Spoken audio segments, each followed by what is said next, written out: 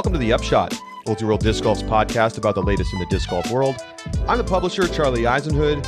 Joining me is Josh Mansfield, and we are on USDGC Eve, and it's exciting, a major coming up, and this is the one that a lot of people look forward to after the World Championships, where it signals that we're right at the end of the season.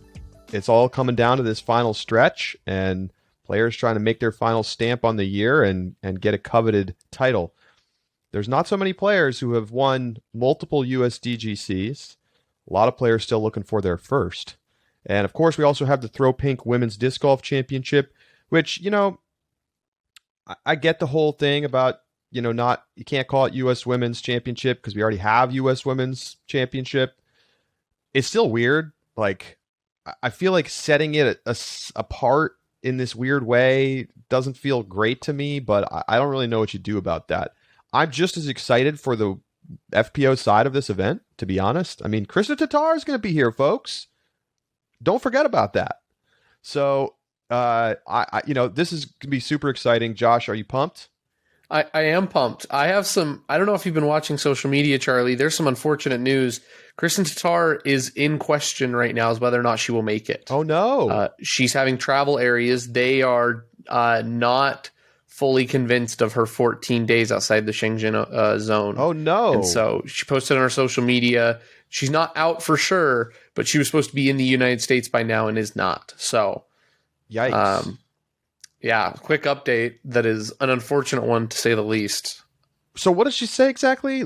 No, she said this is breaking news. So So she has a post that talked about how they've provided all sorts of paperwork that show that they have been outside of the Shenzhen zone since September 16th through the 30th. Okay. And they are still saying that it may not be sufficient justification or proof to actually travel to the United States. So it sounds like they're restricting travel more, but I don't know. Why is this still a rule in place from the government?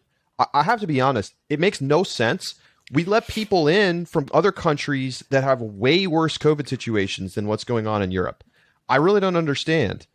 And I get it, a year ago, maybe even 6 months ago, but why is this still happening? This sucks. I really hope she can make it through and that she doesn't get caught up in the red tape. I don't understand why they wouldn't take the paperwork. I don't know. Well, good luck to Kristin, because we want her here for this tournament. Anyway, exciting. If you want to watch the tournament, you got to pay, though. So we talked about it with Jonathan Poole and Sarah Nicholson last week, and $25 for a pass. If you're a DGN subscriber, you get it for $20. That's obviously not super popular. There was a Reddit thread last week, people pretty unhappy about it because, you can't get post-produced either. Like, if you want to watch within a month of the tournament, you have to pay. So I get it if people decide not to. I definitely get it. It's a lot, this is the only tournament of this style of the PPV. So I get it, but at the same time, I'm going to pay and I'm going to watch. I'm in the same boat. Even before I was doing the show, I would pay for the coverage. And here's the thing. I mean, I split the cost with a couple buddies, and then we get the coverage and we watch together. And it's. I guess I look at it in the sense of your Tour Series disc cost as much as watching USDGC. Yeah. So. I still think that they're making a strategic mistake to make it as locked down as they make it. I get it, but why not make the final round free? You really sap a lot of the broader interest in this tournament by doing it this way. But I mean, on the other hand, you make a lot of money in order to pay for the production, which is going to be substantial.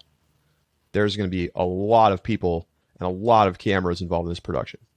7 cameras with a drone, with a gimbal, shallowed up the field camera, There's a full production crew in Milwaukee, plus then a huge team on the ground in Rock Hill that has, there's going to be fixed cameras on hole 17 the whole weekend to capture everything that goes down on 17. There's going to be like a interview, kind of like Butler's cabin situation. The commentators are going to be on site. So, I definitely get why they put it behind a paywall. I think people should be willing to pay for the things that they want to watch and consume. But I also think that the way that media has existed in disc golf has been a kind of a happy medium between some paywall and enough like free access to get casuals involved. And this is the absolute antithesis of getting casuals involved, because no one's going to pony up $20 if they're just, lukewarm on it. So, yeah, I mean, let us know what you decide to do. I honestly would be interested. Like, are you going to pay? Tell us. Upshot at ultiworld.com. Just, your thoughts on the paywall. This is the second year that they've done basically this same thing. So, the one thing I will say is the Disc Golf Network has looked so good this year that I'm expecting a noticeable difference for my $25, right? If they come out, and I understand the justification, I'm willing to pay for it. I want a good production, and I know that these things take money to run. That being said, if I get a product that is the exact same of what I would see for everything else that comes with my Disc Golf Network subscription, then I'm done drinking the Kool-Aid and I want something for my money. I've been duped. So that's my one caveat, right? That comes along with being willing to pay the money, is that I am seeing a return on my investment. And it cannot be just, oh, but it went to a playoff. So it was exciting golf. So therefore it was worth it. I mean, yes, that is true. But so so was Worlds, right? Worlds was exciting too. And they didn't charge me $20 for it. James Conrad saved everybody. I mean, the recriminations were flying around, and then James Conrad was like, everybody shut up. I got this. The thing is, how many people will buy the pay-per-view because they don't want to miss another potential moment like that? I think it's a non-zero number. I agree. I don't know how many people it is, but it's hundreds maybe.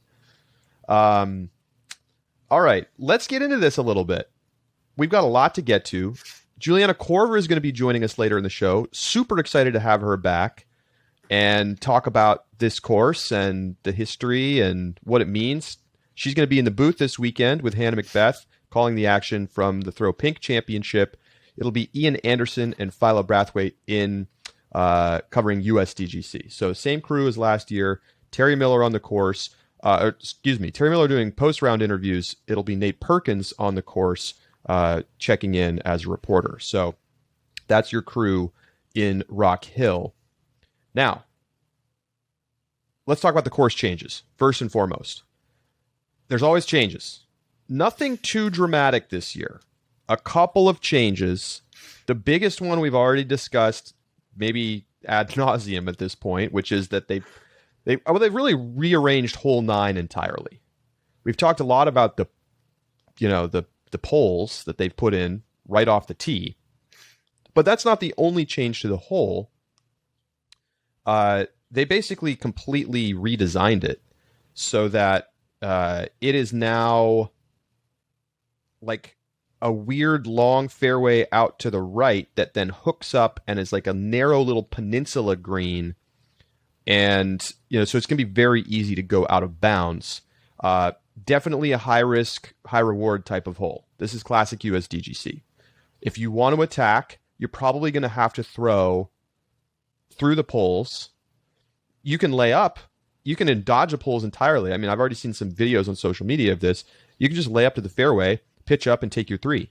But if you want to get a birdie, you can attack. It's only 316 feet. Or actually, no, that's for the women. How much is it for the MPO side? 365, I think. 365. So, very reachable. Approximately. Very reachable.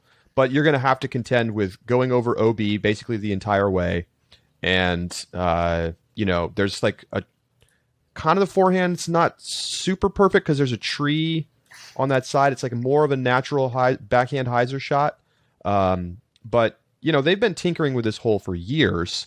They basically completely redesigned it like 3 of the last 4 years. Remember, it was the triple island hole for a time. People hated that. Oh, yeah.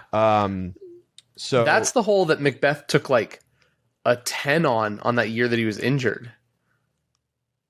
That may be true. Yeah. That's right. When he hurt his ankle. He had the ankle injury and he kept playing, and then he took a double-digit number on the triple island hole. People hated that hole. Just throwing his back out. Did they hate that more than they hate the holes? I don't know. Well, we're going to find out this week when we talk to pros. So. Anyway, so that's the big change is hole 9. The other change is on hole 1. They've moved the tee, as far as I can tell, they've moved the tee pad to the right. It's now a double Mando, so right off the tee. And it's still a par 3. It's still pretty short. They moved the basket off the stump. So it's not that elevated stump basket. The basket's now a little further down the hill to the right. So it's basically a straight putter shot, dead straight at the basket.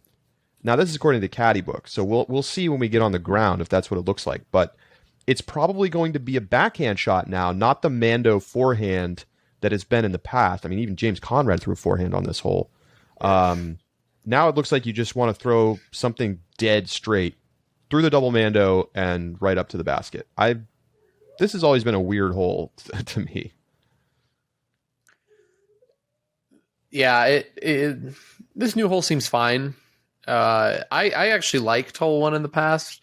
I thought, people who got the bird on it it was a pretty bonus birdie oftentimes. It was just so hard to control where that forehand ended up, given it that was mostly blind and coming downhill. Yeah, exactly. So I didn't hate it, actually. I kind of enjoyed watching it. I think this one looks fine too. Either way. They've been tinkering with this hole. I'm wondering if this is the same exact design that they had a couple years ago, but I'm pretty sure it was still on the stump when they were having more of a straight shot at it because somebody got an ace.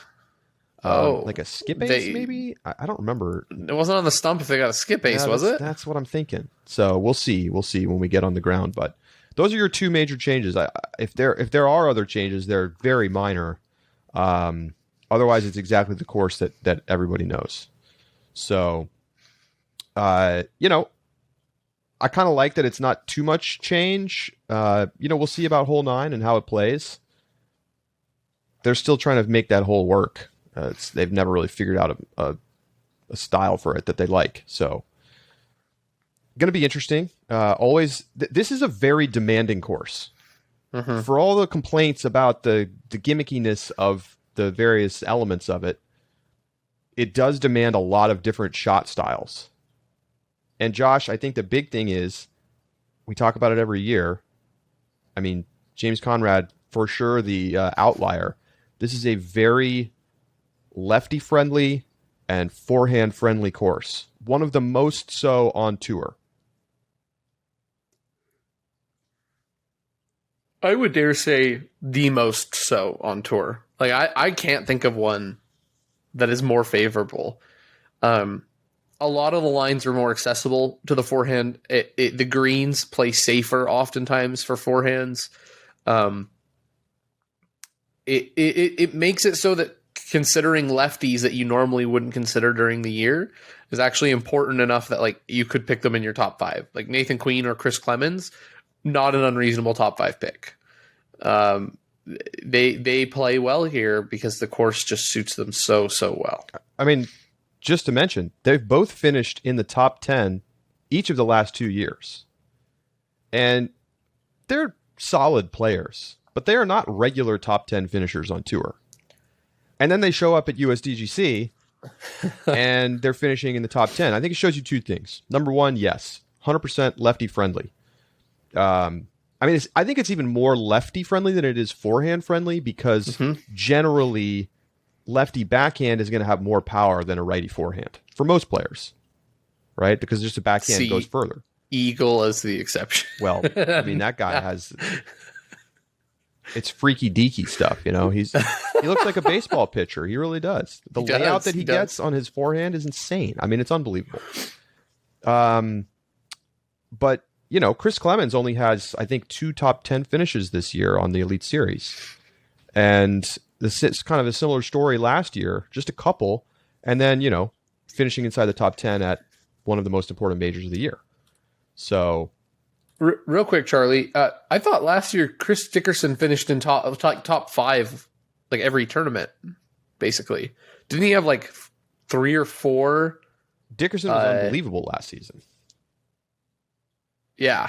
Okay. Yeah. Did I say Dickerson? I meant Clemens. Got it. Okay. Yeah. You said Dick. I think maybe I may have heard that wrong. I thought you said Chris Dickerson only had a few last year, and I was like, no. I'll save you the mulligan section, Charlie. Yeah. Let's talk. I may have said too many Chris's. One of us heard wrong or said something wrong. Either way, Chris Dickerson killed it last year. Yes. Chris Clemens only had a couple top 10 finishes and then played really well. And what a tournament it was last year. Chris Dickerson getting the win in the crazy rain of the final round. Pouring rain, no spectators, weird, you know, COVID year. Calvin Heimberg plays out of his mind and almost catches Chris Dickerson, but gets a brutal roll away on 17 that somehow goes into the water and takes the OB stroke. I mean, that's one of the worst breaks I've ever seen. He's going to be a popular pick this year to win this tournament because he was so good last year. Very well could have won had he not, you know, had that disaster happen on 17. But it is Chris Dickerson who plays the most consistently throughout the 4 rounds to get his first USDGC title. There's 4 players, Josh, with multiple USDGC championships. Can you name them?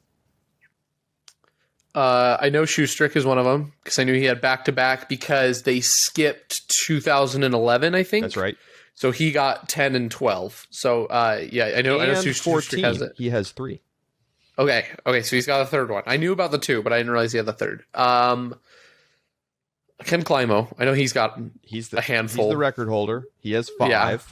Okay, so a ring for each finger on his non-throwing hand. I think he puts him on his throwing hand, and it's just like it's like Space Jam or something. It like powers him up. Big flex. Holy.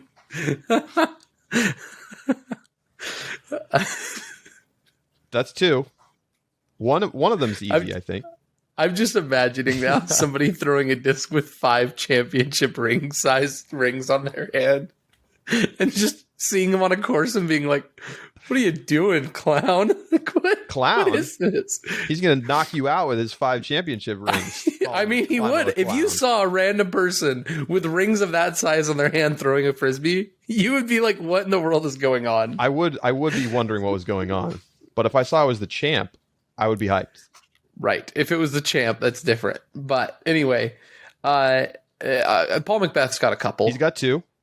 Okay. That's 3 of 4. Who battled with Climo? Schultz. Barry Schultz. Okay, I was gonna say Doss. He's got 3. So I'm glad. Doss only won once. He had 2008. Okay. We have a lot of one-time winners in recent years.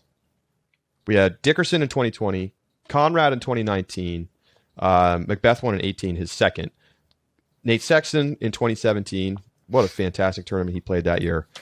Jeremy Koling in the 3-round tournament because of the hurricane wins it in 2016. And then 15 was McBeth's first. So it's been an up-for-grabs tournament. It's kind of interesting because, you know, in the early years, it was just Climo and Schultz, just back and forth for many, many years. I think Climo and Schultz won 9 of the first 10 between the two of them. Dave Feldberg got one in 2005. Plain spoiler. I know. And, you know, don't forget, 2013, Steve Brinster won this tournament. So awesome. Wish I was around for that one. So, you know, why do you think, Josh, that, you know, in the modern era, let's call it, the post-Climo era, that this has been a tournament that really doesn't deliver a lot of multi-time winners. Why do you think we've seen so much variety? And not just, it's not Macbeth versus Wysocki at this tournament. I think there's two reasons. The first of which, as you've mentioned, it's a very demanding course, and anybody can have a bad round. It's not... I honestly believe that full season performance going into this tournament is not a guarantee of who's going to win. Clearly not. I.e., James Conrad. That's the most recent example. Because he didn't have a great season that year. He didn't. And then he won a major. Dickerson, obviously, amazing season, and then took down the title, but didn't have a ton of wins before he got it. So I think that the nature of how demanding this course is means that you have one bad round or one mediocre round, and that's enough to really hold you out. And it's just a question of who can play that clean, consistent golf throughout the 5 rounds. 4 rounds? It's 5 rounds. 4 rounds. How long is it? 4 rounds. It's 4 rounds. Okay. Through the 4 rounds. Only World the gets second 5. That's right. How many rounds is the Champions Cup can be with match play? I think it's 4 anyway, plus then 4. 2 rounds of match play, I think. Oh, Champions Cup gets 6. Sorry, I'm diverging. I'm going back. The second thing that I think is noteworthy, though, when you go into a tournament in the beginning of the season and you're out in the Midwest, in the West, and like Las Vegas, for example, you immediately have a list of people who you are like, yeah, these are the people who can win oftentimes because of distance. Again, Nate Sexton playing spoiler at that event as well. But you're like, oh, Eagle, Calvin. I mean, guys who throw far are the first ones that we think of. When you go out to the East Coast, you have a list of people who you include on that list that play really well. You have Andrew Marweed. That you're starting at the regional. I think it's another entire different set of people who play well at USDGC, who we oftentimes do not consider as top finishers. That mean you have players who play well and are elite players, Calvin, Ricky, Paul, etc. And then you also have the group who are really favored thanks to the course, Coling, Sexton. And that means that you now have, and on your lefties, you have half a dozen people who could play spoiler very easily. Yeah. That any other week, you'd be like, I would not put them in my top 5. And then you come to USDGC, and you have half a dozen of them that you have to consider not just top 5, but with the potential to win over what we would consider elite players. And so when you add that mix together, you now have a far deeper pool of potential winners than I think we would consider in most weeks. All right. The simple fact is precision is the name of the game on this course. James Conrad won because he was precise. He overcame the forehand nature of the course to win because he was so precise. You have to stay in bounds. Now, you can't stay in bounds to the extent that you just are constantly laying up because you'll still need to score. But that's the beauty of this course. It has some ugliness to it. It has some unnatural feel. But the fact is, all of that artificial OB, it creates challenge. It creates risk reward better than most courses. If you want to go for it on hole 10, you can go for it. You can try to run for eagle. The bigger arms get eagles on that hole. But it's very easy to get punished. Come up short, you're in the OB. You go long, you're in the OB. Leave it too far right, you're in the OB. So there's a lot of holes where you have those choices. Being a bigger thrower, still an advantage. There's a number of holes where if you can really push it down there, right, 999, if you can push it down the fairway, you're going to have an easier approach to the green. Garrett Gurthey, eagling 5. I mean, that's insane. Albatross. It was an albatross. Was it an albatross? Yeah, because he laid down the roller, goes through the huge crush over the water, right, and then putts it. So here, question for you, Charlie. Whose albatross is better? Well, Nico's on 999. He didn't throw it in, though, right? So it had to be an eagle. Or did he throw it in? Now I'm forgetting. Because it's a whole par 5. It's a par 5. You're right. You're right. It was an eagle. He eagled. You're right. Never mind. He did not. It was still sick. I'm out of my mind. It was sick. It was not an albatross. It's theoretically possible somebody, probably Double G, could albatross it. You're right. But it was an eagle. I mean, but like nobody gets an eagle. Nobody even tries to get an eagle. No. Like everyone's playing 2 shots up the fairway and then to the green over the water. But yeah, he threw. God, that was so sick. So like that's another hole where like power can make a difference. But it's super risky to throw a roller on that hole. Oh, it's really easy to have it cut down the hill and go in the water. So there's a reason that most players don't do that. It's just not worth the risk, right? That's that risk reward again. So I love that part of this course, and it's incredibly technical as a result. There may not be a lot of trees. Instead, there's a lot of stumps. Mozzarella sticks everywhere. But the shots are extremely technical for placement, not necessarily for line shaping so often. There are holes that require it, right? Triple Mando holes and such that kind of force you into a certain line. But the technical nature of the course and the lack of really, really super long holes that really reward distance opens the door for a lot of players who don't have that, 500 feet of power. And that's why you're seeing, players like Nate Sexton, who doesn't have elite power, win this tournament.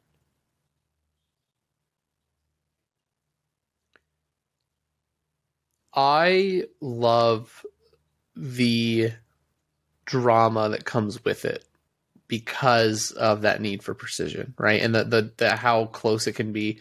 I was looking over the tournament history page. It's a really good page. If you haven't looked, go to USDGC's website. They've got tournament history. I was looking over it. So 2020, Dickerson wins by 1. 19, James Conrad wins by 1. 18, Macbeth wins by 3. In 17, Nate Sexton won by 5. Jeremy Colleen's win in 16 was canceled in a final round due to a hurricane.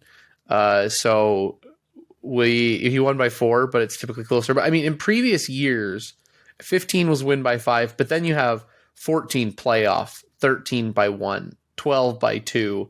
2010, 11 was canceled. 2010 by 2, 2009 by 2. So in modern era, a lot of these tournaments have been pretty close. And there are some blowout years. But the other thing that's deceiving a little bit about these scores is that sometimes there's a win by 5, but the win by 5 was because on hole 17, they knew they had to go for it. I was just going to say and then they got 3 strokes. Like when Sexton won by 5, it was still competitive. I mean, if he made it on 17, he was going to win, and that's what happened. Yes, but it was still competitive going into 17, 100%. And that's the fact that 17 is the fact that 17. I still close my eyes sometimes and see the image of Calvin standing there soaking wet with the disc rolling away, just burned into my memory. It was so tragic. You cannot write things more tragic than that. That's the nature of hole 17, and I live for it. And it makes the tournament exciting. It makes it so much fun to watch. It makes it, as a fan, I think, one of the best tournaments to watch and be a part of. I'm pretty sure when Macbeth won it in 18, he was ahead coming into hole 17. He'd been throwing a backhand putter shot all weekend, and he just yoinked it. He threw it like into the tree, like hit the branches hanging down, and it was pretty windy. That's the other thing about 17. It gets windy. You get thrown to a headwind. And it didn't even come close. And so like everyone's like, oh my God, he's gonna blow it. And we've seen it. We've seen people blow it. We've seen them lose the tournament on 17. And then he just threw a great second shot and preserved his lead and ended up winning. But there is almost always drama going into those final holes. It's almost always close enough to be interesting. In fact, I can't remember a time where it wasn't interesting going into 17 because of the possibility of taking a 7 and somebody else getting a 2. And you got to love it. You got to love it. I mean, it's one of the most iconic holes in disc golf. And I think something that you said, and what's interesting about it is they've got the headwind, right? So they throw their disc. They're like, okay, this is my whole 17 disc. We've been practicing with it all weekend. They throw that, and then they don't get it back if it goes in the water. Like, they have to go pick a different disc. That's right. To throw again. And I'm sure these pros probably practice with 2 or 3 of them, but still, like, you still don't all have to go to plan B. Right, exactly. Or plan C. And so it's interesting that the combination of nerves, wind conditions, and requirement to change disc means that the odds of making second or third shots goes down. I think it does. I think that's right. I think your odds, like, if you don't get, you're either getting a 2 or 3, right? The 3's it's fine. Very possible, yeah. So it's your odds of par or better are significantly higher than your odds of getting a 5, because the better odds, it probably goes like, number 1 is like, oh yeah, you have par, and then like getting a 7 followed by a 6, a 5, and a 4. I'd love to see the score distribution on the hole, like all time. All time maybe, but and then like plot a distribution and see, like, is it a normal distribution, or do we see that lumpiness that you're talking about, where it's like, right, people often get either 3 or like 6. Well, let's look from last year. While you do that, I will mention, of course, this is the second time we're going to have an FPO tournament at the arena. Last year, Paige Pierce won it. It was really a 2-horse race between Paige Pierce and Katrina Allen. I won't be surprised to see that again, although if Kristin Tattar is there, I think she's going to be in the mix as well. Mm-hmm. I do think the distances for the women's side does really favor the longer throwers, more so than in MPO. And, distance control. I mean, I think Katrina Allen has a very good chance to win this year. We're going to make our picks a little bit later because I think she's just the number 1 distance control player in FPO. It was a good battle last year. I mean, Paige pretty much led wire to wire, but Katrina was never out of the mix. And I think it's fair to say that, like, Paige has been shaky enough lately that it doesn't feel like she's a lock pick this year. I mean, I think most people will pick Paige. I may pick Paige, but I'm going to be very tempted to take Katrina. So you pulling up the scores here? Yeah, I've got them. So 17B is a pretty normal distribution. That's the one that's a little farther away from the hay bales. That a layup is actually gives you a real good chance at birdie still. 17A is in rounds 1 and 4, and that's the really demanding, like, if you miss your putt, you're also going to OB. Right, it's all the way in the corner of the OB. Yes.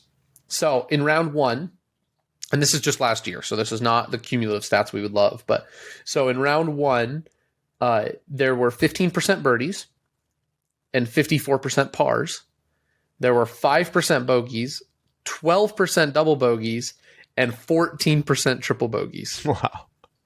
So triple bogey or worse, after a par birdie, triple bogey or worse was the second most likely result. Bogey was extremely rare, which, what does that mean? That means that if you go OB, then you're throwing your shot for par, and you're probably playing extremely conservatively because you don't want to go OB again. And so then you're kind of forced to lay up and take double bogey because you don't want to run it from, 27 feet straight at the OB. Right. So, like, no one's taking bogey. It's very interesting. That shows you how, once you miss, you're like, I just need to get on. I'll be all the way on the right-hand side. No chance to make the putt from there, but I need to make the island. Very interesting.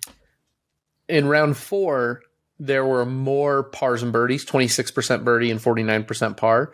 But, and the bogey range was a little bit more condensed, but still held true. 7% went single bogey, 10% went double bogey, and 8% went triple bogey or worse. Interesting. So your likelihood of single bogey on this hole is the least likely result. It's more likely you either feast or famine on this hole. Wow. And of course, we always see an ace or two every year on this hole. Gonna be fun to see if we see one this year. All right. Let's take a quick break. When we come back, Juliana Korver will join us. We're going to break it all down. We're going to talk some more about the course and the history. We're also going to make our picks. Stay with us.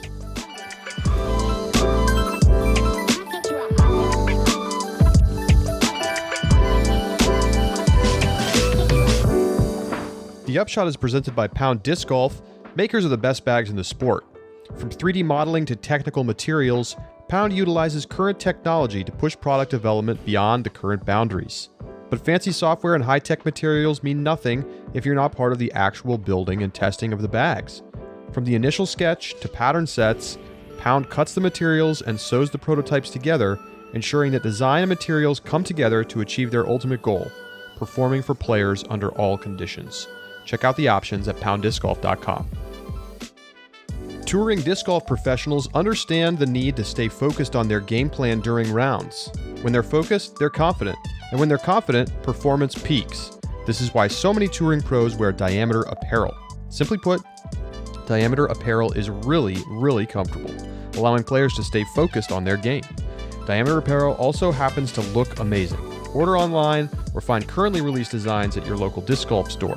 TDs and event coordinators are talking about how popular custom event and trophy jerseys are.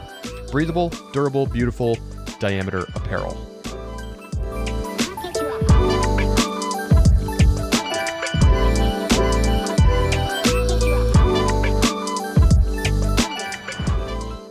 Welcome back to the Upshot. We're joined now by Juliana Korver, former guest host here on the Upshot and commentator this weekend at the Throw Pink Women's Disc Golf Championship, as well as many time major champion. Juliana, welcome back. Nice to see you. Thank you. Thank you very much. So first question I got for you. You played in the last national tour event, the Music City Open. You finished inside the top 10, and you played in the first national tour event back in 2003 and won it. What's that like to have that bookends on, this incredibly important piece of disc golf, professional history? It makes me very nostalgic to think about seeing the birth and the, put to pasture aspect of the event. I'm just grateful that I've gotten to see both sides and gotten to participate along the way. I would not have believed you after winning the first one that I would be playing decades later and take part in the last one. Yeah. I mean, what's it been like for you to play a lot this season after, not really being on tour for a long time? There's so many emotions. It's exhilarating. It's fun. I love meeting the young girls and playing with all of the women in the division. It's also humbling. Now I'm happy with the 10th place. And throughout my entire season, I was devastated with the second place. So there's a learning curve in that aspect. I guess I am enjoying the freedom once again of being on the road, being in control of my everything. And for the first time, I'm doing it on my own instead of doing it with somebody else. So that's been a fun ride as well. Should we expect you as a permanent staple on tour next year as well then? I haven't completely made that decision. I hope that the answer is yes, but it is not yes yet. But it's not no. No, it is definitely not a no. Okay, that's all we need to hear. Awesome. Well, before we get into USDGC and Throw Pink, what'd you make of the news last week about the PDGA and DGPT kind of unifying and having this now, singular tour and PDGA running the majors? I think it's perfect. I think it's fantastic. The DGPT has proven that they can continue to raise the bar and continue to do an exceptional job.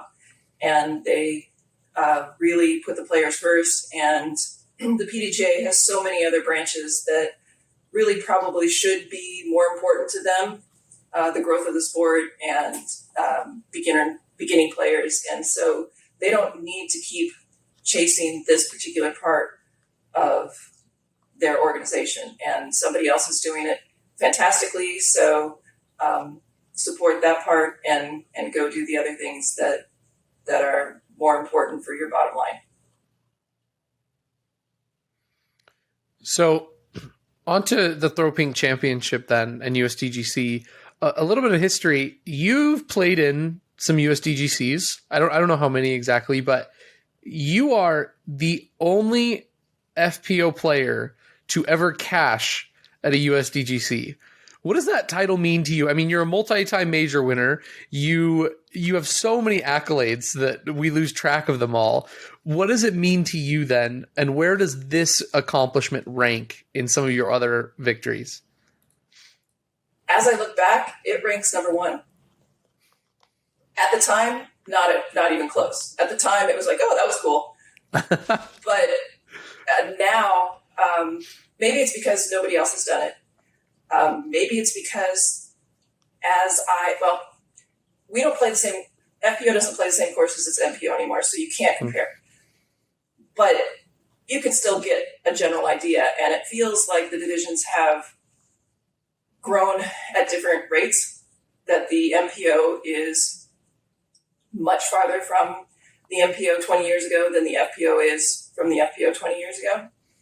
So maybe this won't happen again.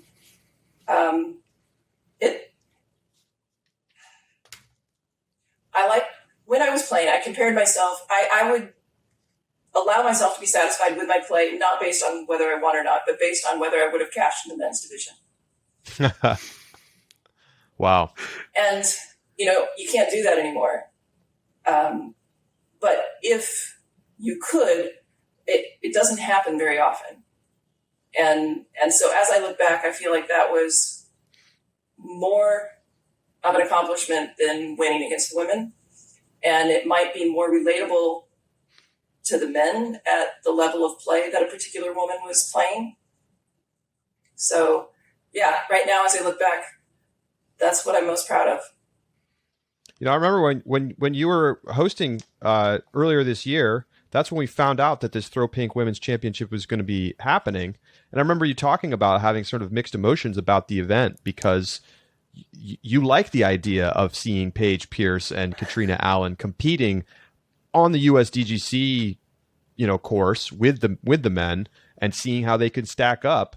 Of course, we have this platform to watch the FPO play mostly the same course, a few adjusted holes here and there, and having that exposure in the media and all that surrounds that, I think, is obviously a very positive thing. But now that we're a little closer and that you're preparing to commentate on the event, have your feelings changed at all, or is that pretty much how you feel today as well?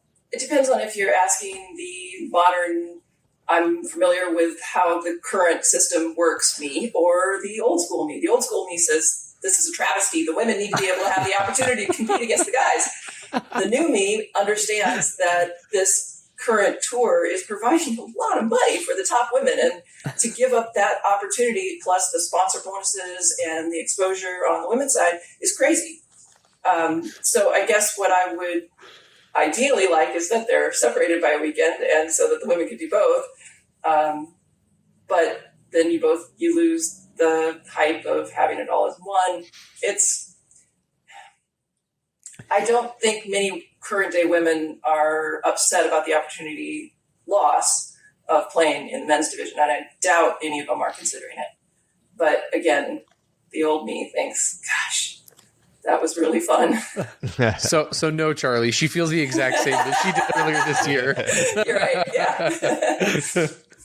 So what is as a player who's been to this event and now you've commentated, at this event, what does this tournament mean?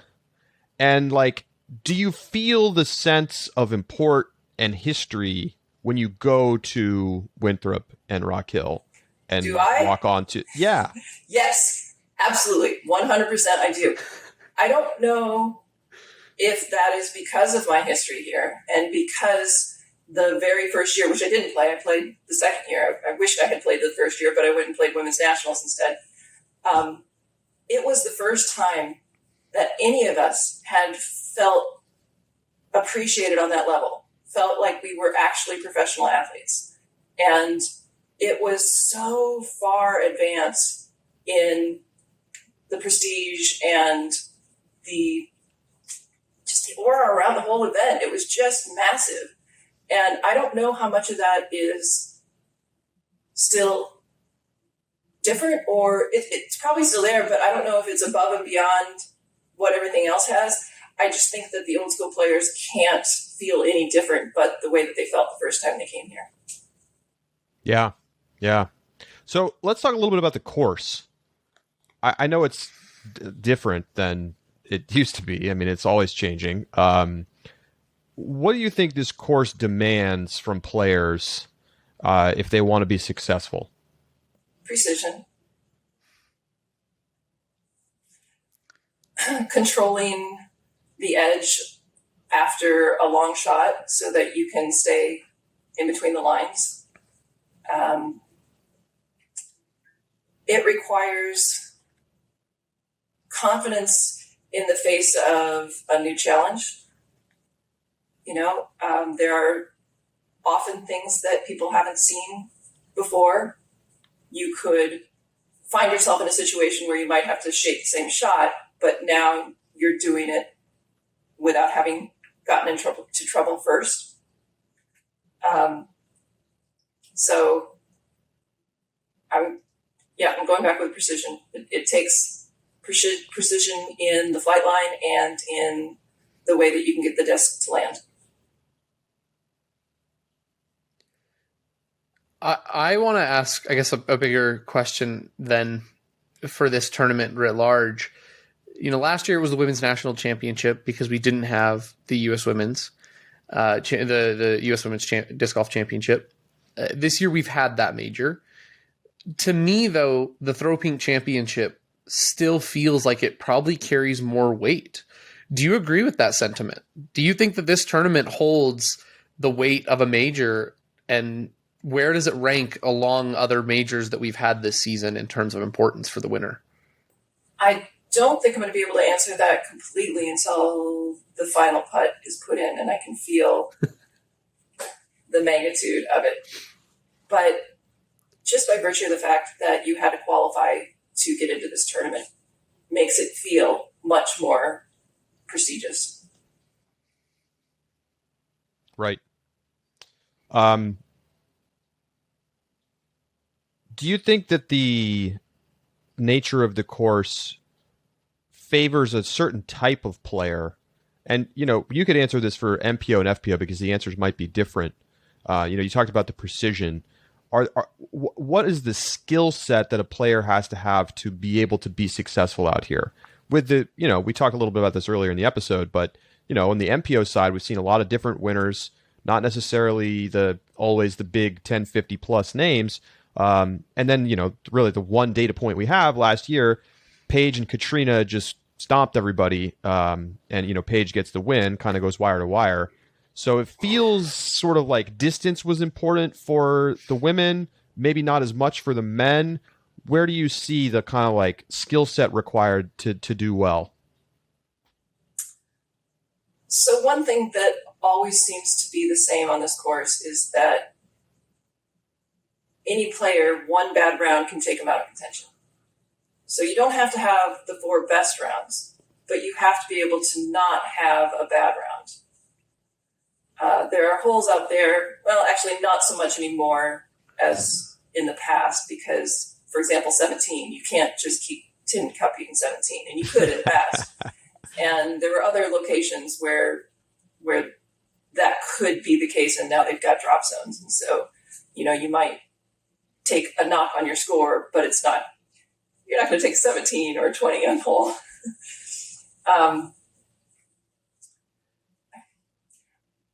I think it takes mental toughness, because you are going to have difficulties and you can't let that get you down. No matter where you are on the course, even if it's 17, you can't let that get you down so that you play a tough 18, because 18 is pretty darn hard as it is. I know I'm not giving you a great answer, but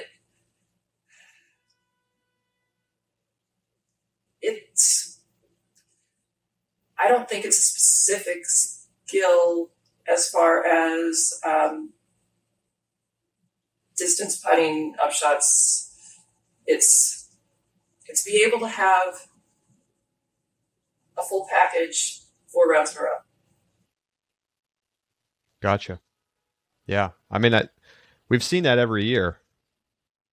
A player will have a couple good rounds and then blow themselves out of the tournament with a bad one. And it's hard to make up strokes in the final round on the leaders. We don't often see, chase card winners at this tournament. Although last year was pretty interesting, the way things shook out with the weather and whatnot. Or was it the James Conrad year? Now I forget, but I think it was the James Conrad year. Last year with Calvin on the chase card? Right. Calvin was on the chase card. Yeah. Yeah. That was last year. Yeah. That was nuts. As a commentator, what are you most looking forward to seeing unfold this weekend, storylines wise?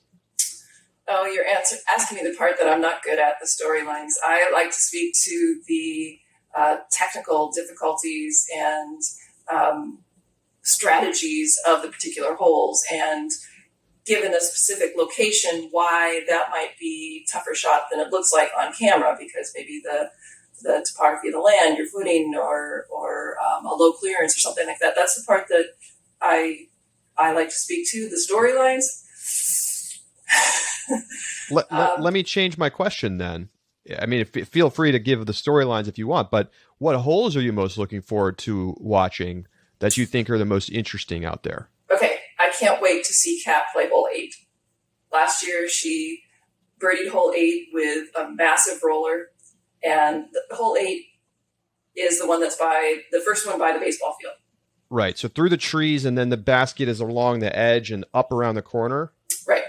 I think she might have gotten it twice, or at least had an opportunity for a second time, and a very easy drop in for that hole. And this year, it looks like it's a little bit tighter on the right-hand side, so I'm not sure she's going to be able to roll it, or at least roll it as strong, because it might roll out of bounds. So I haven't played the course myself, but I walked it last night and took notes. And I think once I get out there and throw, maybe I'll have a better idea of what she might be able to do on that hole or not. But as I was walking that one, I couldn't wait to see how she attacks that one. And then I'm always excited to see Paige play hole 5. Like, when is she going to? It's not if she's going to go over. It's when is she going to go over? Where is she going to go over? The water, of course. Yeah. So, you want to make any predictions? You got any predictions of things we might see this week?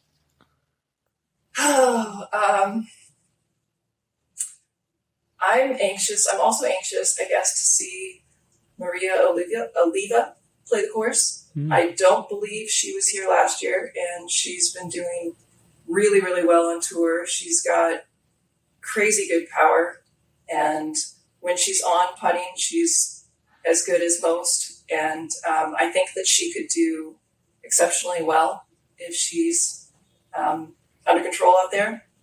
And Haley, of course, coming off of her NT win, this course should set up really well for Haley as well.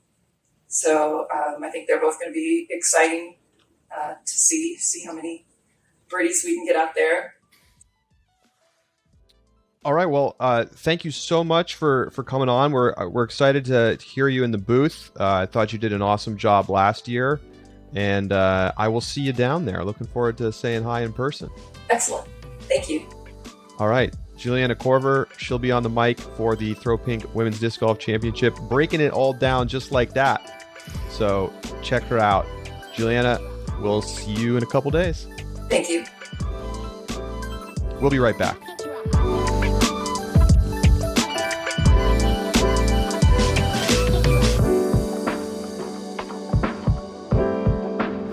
The Upshot's coverage of the USDGC and Throw Pink Women's Disc Golf Championship is brought to you by Skybreed Discs. Go to skybreeddiscs.com for all your disc golf needs. Free shipping on orders over $50. Cheap flat rate shipping on orders under that point. They have a huge selection of discs and apparel and accessories. It's just a one-stop shop for all things disc golf. skybreeddiscs.com.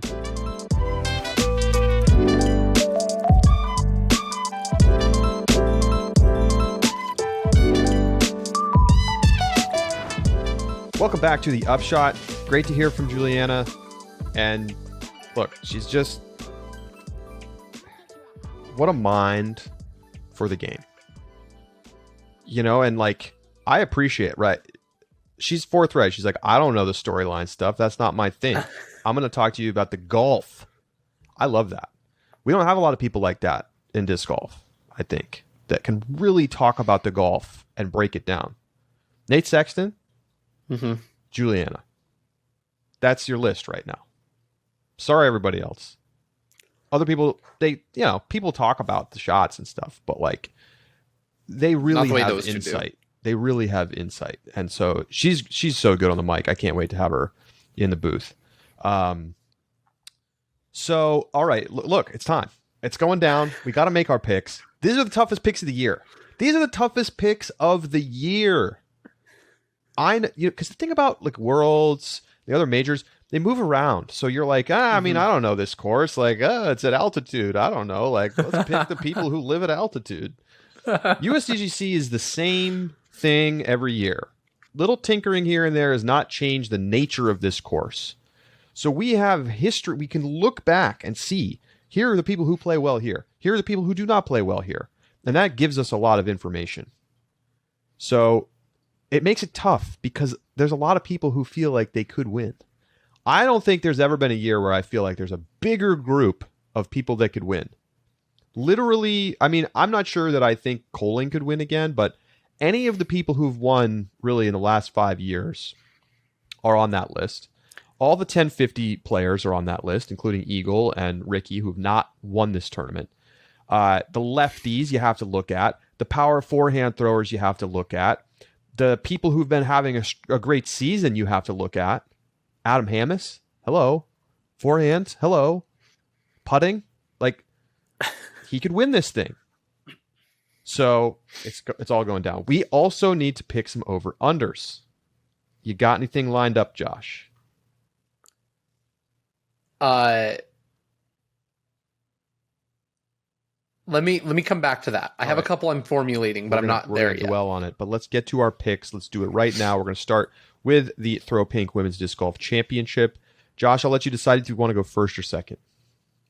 I want to go first with Throw Pink because rock and roll. I have a special announcement, everybody. For the first time in Upshot history, I'm playing a provisional. With Kristin Tattar being unsure of whether or not she will be at the tournament, I am putting her as my winner for the Throw Pink Championship, with the caveat that if she doesn't show up, I get to add a six. I'm not going to have a sixth place. Who do I bump up?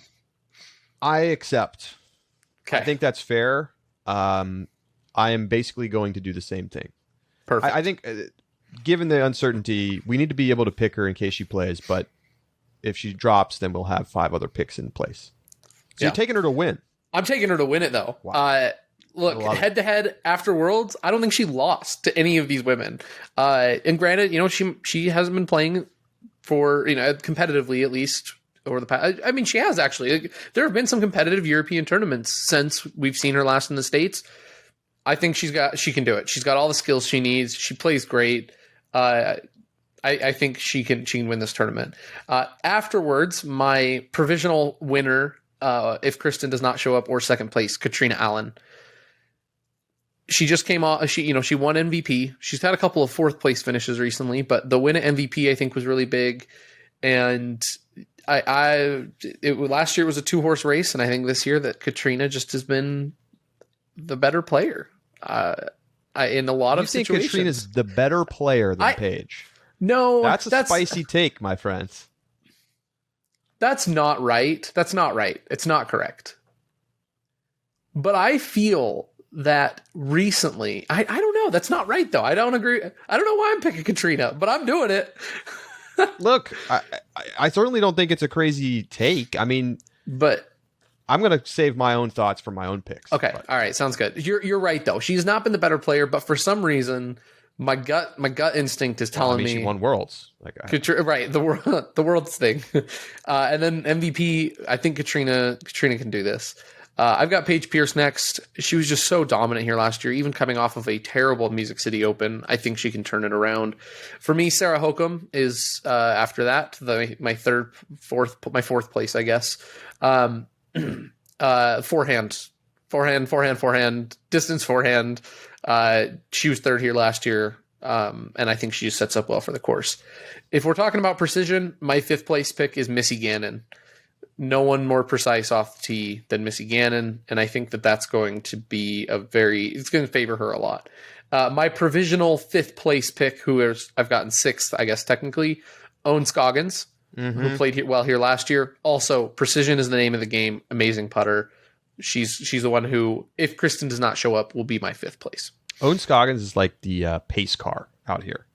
It's like she's going to establish a number, and you have to be aggressive to beat it.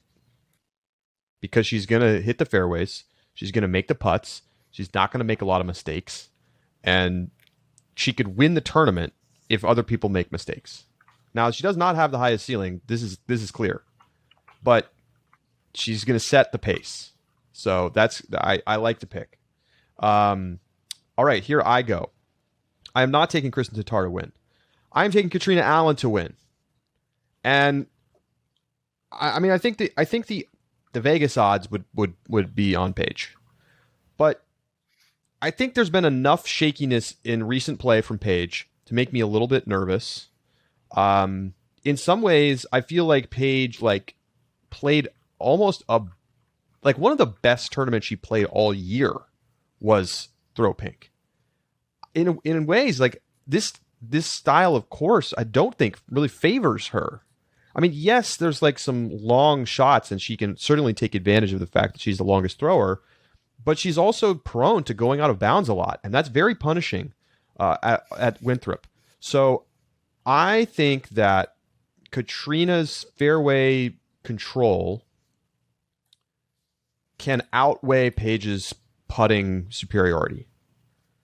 And it was very tight last year. I think it's arguable that, Katrina's recent form is a little bit better than Paige's. I mean, we don't even, who cares, right? Paige is the better overall player, has had the better career, blah, blah, blah.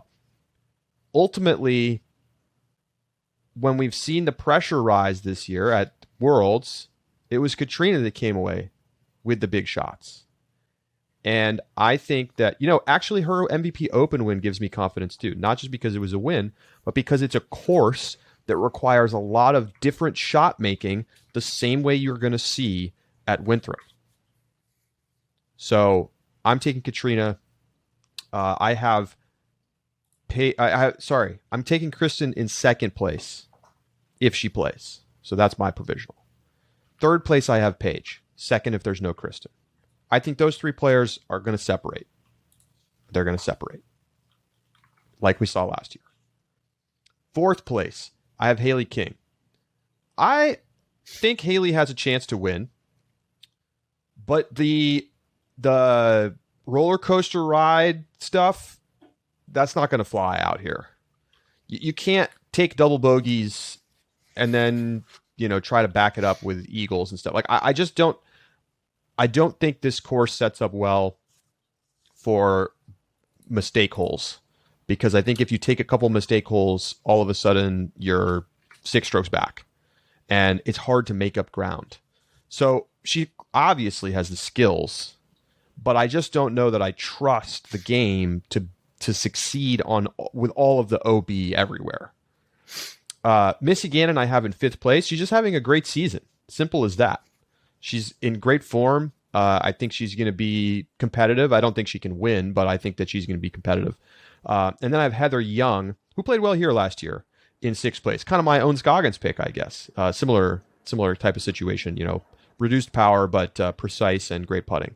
So there's my picks. Double. Well, you taking Kristin. I'm taking Katrina. No Paige pick. Wow. No Paige pick. What a crazy year. Crazy year. So, okay, Let's go to the USDGC side. I'm going to go first. I'm going to go 5-1 because I think it's more fun. Okay. I think it's more interesting. In 5th place, I have Chris Dickerson. Obviously won here last year. I think has the right game for this course. Has, coming into this part of the season where he plays well. So give me some Chris Dickerson in my top 5. In the 4th spot, I've got Kyle Klein. He has been improving at this course. Obviously, has the win under his belt. Not at USDGC, but this season. And I just think that, he's a dark horse to win the whole thing. Mm-hmm. Like, he is the exciting player that could win the whole thing. He made lead card last year, right? For the final round? I think that's right. If I'm not mistaken. I don't think it was a great final round, but I remember he was on lead card. A lot of players are struggling in the conditions. Yeah. In the 3 spot, a player that I think a ton of people are going to pick this year, Calvin Heimberg.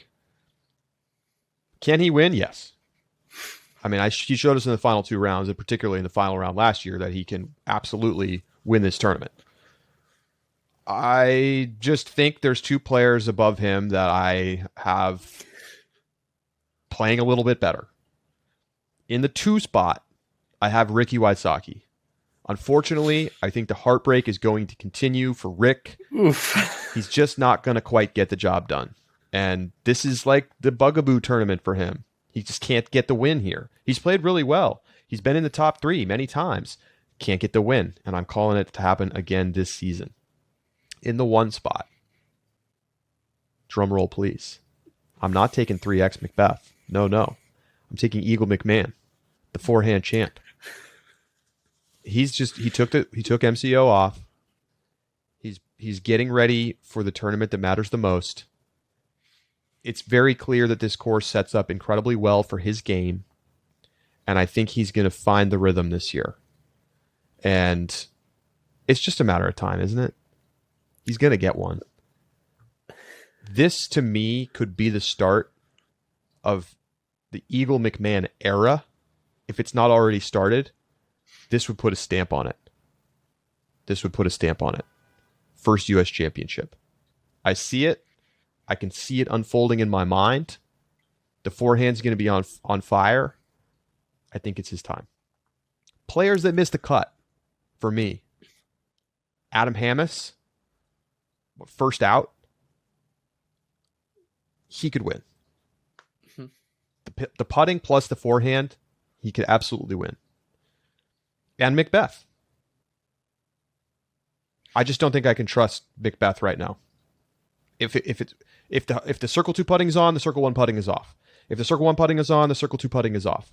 He's going to be a top 10, but I haven't seen enough consistency for Macbeth to think that he's just going to show up and shred. So there you go. I also leave Macbeth out of the top 5. Wow. So wow. Statistically, his worst season. Yeah. Since he was, a kid.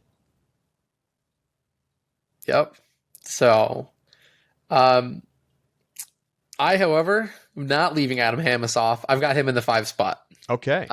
All the reasons you said, I don't feel like I can leave him off. I'm going with a hot take. I've got points to make up. So, why not burn some more then? I got Chris Clemens in the 4 spot. He's played here well in the past. He has. It's a course that sets up well for him.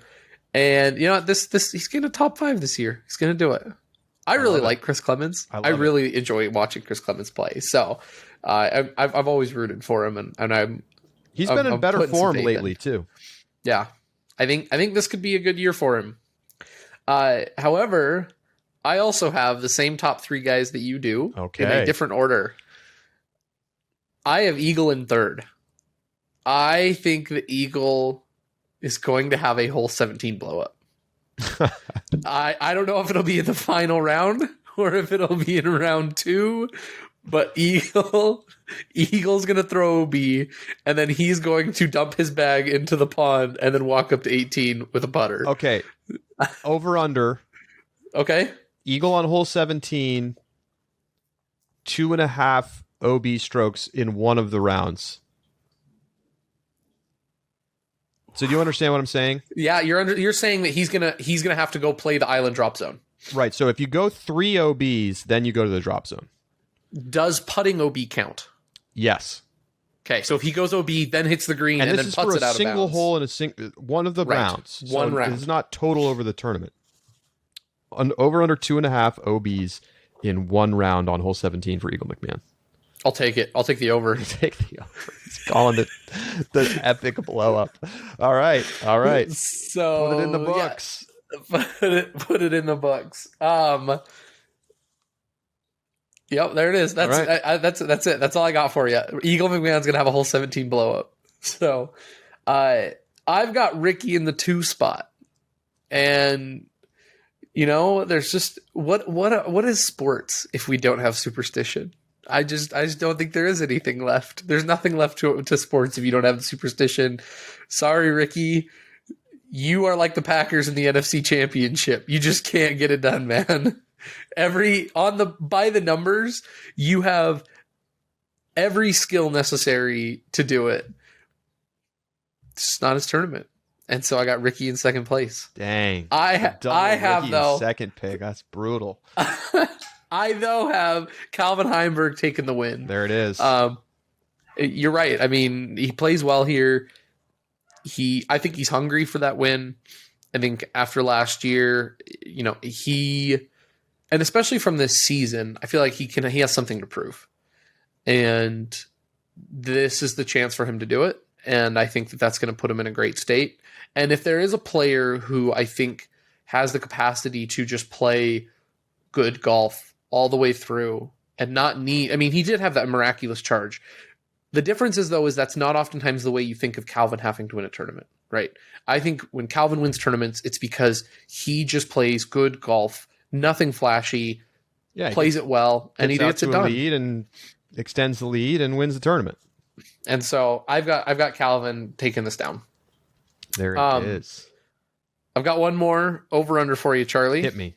This is for the Throw Pink Women's Championship. Okay. We talked about how MPO, it's typically pretty close in scores. And last year, there was a 4-stroke difference between Paige and Katrina, and then a lot of strokes between Katrina and Sarah. Over under, the winner wins by 3.5 strokes. I'm going to take the under. Okay. I think going for the close finish. Haley King's strong play. The fact that Kristin Tattar hopefully is going to be there. What we saw at Worlds, a lot of it leads me to believe we're going to see a tight finish. Okay. All right. There we go. All right. Can I just say, though, yes, about the Haley King pick? That's the pick I think I disagree with most, both from you and Juliana. And the reason why is because even at the tournaments she's won, she's tried to give it away. The problem is Winthrop's going to let her give it away. Winthrop will be like, Winthrop will eat her lunch if she tries to give it away. I agree. I just think that her baseline level of performance is higher than so many other players that it's true. She could give it away and still be comfortably in my case, either in fourth, third. That's true. Kristin. I get your point. I think she's almost an unpickable player to win the thing. I mean, unless everybody's spraying it everywhere, OB, I just don't see the way that she's played working well at Winthrop. Where did she finish last year? She finished in 9th, and she was 32 strokes off the winning pace. Oh, my God. She was 11 over par. Oh, man. The top 5 were 8 under or better. I mean, you know what I'm going to do really quick? Okay. I'm going to go back on UDisc Live, and I'm going to look and see how many OBs she had. Okay. So give me a second. I've got it up. I'll pull it up. I can tell you right now. All right. She only had 19. And what did Paige and Katrina do? Paige and Katrina had 15 and 16 respectively. Okay, well that's actually pretty samey, isn't it? That is. That really that's is a lot not. of OBs for everybody. Yeah, you ready for this? And this is something that makes me question myself now. Missy Gannon had the most most in the top 10. Yeah, but look, with she's 24. She's playing on another level right now. She is. No, she absolutely is. I mean, the fact is that the real difference last year was tee to green. Mm-hmm. Paige and Katrina were just so much better than everyone else. Amazing, Heather Young was third tee to green last year. She ended up finishing tied for third. But I don't know. It's going to be different. Players have seen the course now. It's true. It's not the COVID year. Like, people have been playing with more consistency and regularity. I think that, a lot of OBs. Like, the players who went OB the least, and this is not surprising, in the top 10, Heather Young and Sarah Hokum. Scoggins actually went out of bounds 17 times. She can clean that up. She's going to be up closer to the leaders. Mm-hmm. So this is definitely a tee to green course. Owen Scoggins, 14 strokes gained putting. That's 4 shots better than Pierce. Wow. Well, 95% Circle 1X putting. I love that. It's so good. Sick. So sick. All right. Well, there it is. So excited. Can't wait. Again, coverage begins on Disc Golf Network. It's paywall, $20 if you're a subscriber, $25 if you're not. And that includes post-production coverage that's going to be put together by Gatekeeper and Central Coast. And so, but that's only for people who pay. So if you tune in, enjoy. If you don't tune in, we'll see you on udisclive.com. Of course, follow along on Old World Disc Golf for recap coverage, previews, everything. Thanks so much for tuning in. For Josh Mansfield, I'm Charlie Eisenhood saying so long, and we'll talk to you after round 1 of the USDGC and Throw Pink Women's Championship, and we'll be live. We'll talk to you then.